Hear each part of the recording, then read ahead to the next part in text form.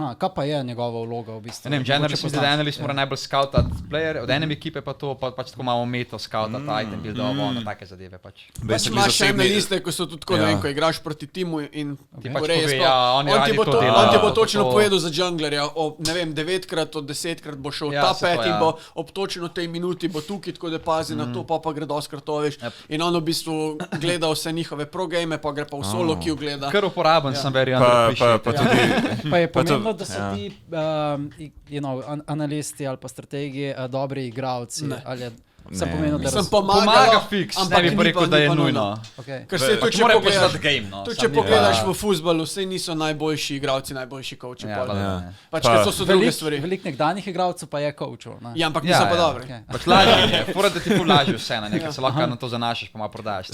Spet sem, kakor jaz razumem, je razlika med coachom pa med analistom. Ja. Analiste, kaj so skoraj da neki taki zasebni detektivi.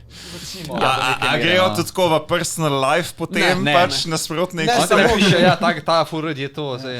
A veš, je pa tako so, recimo, včasih si res videl, da jih nismo imeli, to je bil season 3, season 4, kaj je bilo, ne vem, kje točno so igrali, svetovno, ampak bil je account, kaj je imel pač ono I pa L, torej veliki I je... barcode. Ja, barcode, tako se temu reče. Torej, da zgleda... To si je barcode. Barcode in je skozi spamal Riven.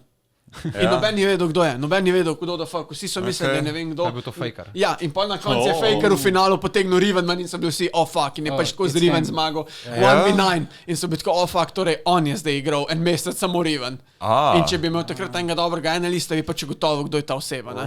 In bi vedeli, tako pa noben ni, in on je, vem, takrat je bil Graga Smith kao best, in on je proti Graga so Riven manj pikov. Which is terrible matchup for Riven, but... Ampak on je somehow pač to uničil. Folk je bil shit. In to je bilo to, in pač, ja. Zato bi ti pomagali. Danes pa že content creatorje, ki so v bistvu samo teču na API in že ugotovijo, kater player v bistvu je pod katerim hidden nickom, recimo, ko grejo playerji na svetovno prvenstvo in bootcampajo v Koreji ali recimo na korejskem serverju.